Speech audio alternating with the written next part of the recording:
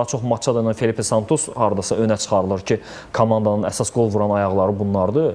Amma bugün Premier Lig Machado yaxşı legionerdir, Wanderson Melo'dur, Yusuf Paro belə gəlib yaxşı alınıb, Nuno Rodriguez'dir, Bernardo Diaz'dır, Igor Ribeira'dır, Felipe Santos'dur, Kuzmanovic də ötən mövsümdən qaldı. Yəni legionerlərin baxsan 7-8 stabil futbol oynaya bilən, fərq yarada bilən futbolçular var. Düzdür, həmişə daha çox Machado ilə Felipe Santos hardasa önə çıxarılır ki, komandanın əsas qol vuran ayaqları bunlardır.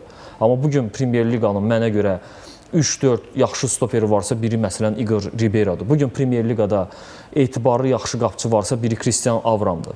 Bugün stabil oynayan futbolçulardan götürsək, məsələn Wanderson Melo orta sahədə qara iş görür, bəlkə çoxların belə diqqətini cəlb eləmir, amma kifayət qədər stabil bir futbolçudur. Yusuf Varonu gətiriblər, görsən Ribeiro yanında o yaxşı tamamlaya bilir, o tandemi doldura bilir.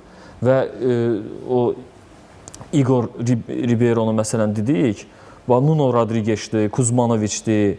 Yəni bu oyuncular çıxanda da həmişə hansısa oyunlarda formalarından asılı olaraq bir necəsə öz qatqılarını verə bilirlər. Bernardo Diaz Premier Liqa mənə görə ən maraqlı, ən kreativ futbolçularından biridir. Çox maraqlı futbolçudur. Yəni biz görünən tərəf olaraq iki futbolçunun adını çəkirik. Bəlkə də belə deyək də hücum fazasında önəmli oyuncular onlardır deyə. Felipe Santos'la Machado. Amma əgər biraz dərindən baxsaq, hətta yəni bu komandada oynayan yerlilər ki var stabil. Məsələn Qara Qarayev gəlib stabil oynayır. Ona qədər Vadim Abdullayev stabil oynayırdı. Yəni bu komandanın yaxşı, çox yaxşı qurulmuş bir heyəti var. Çox yaxşı seleksiya işi aparılıb o əldə olan imkanlardan və bugün bunun nəticəsini görürlər. Mən niyə Elmar Baxşıyevə qarşı bəzən tələbkar çıxış edirəm?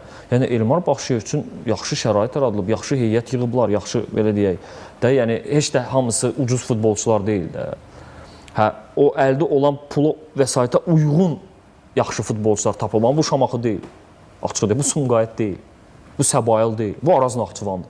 Premier Liqada ola bilər ilk üçlükdən büdcə olaraq geri qalır. Bəlkə indi zirədən də qismən. Amma özlərinə görə yaxşı bir büdcə ayrılıb. Zahir Axundovu tanıyırıq ki, həmişə harda olubsa.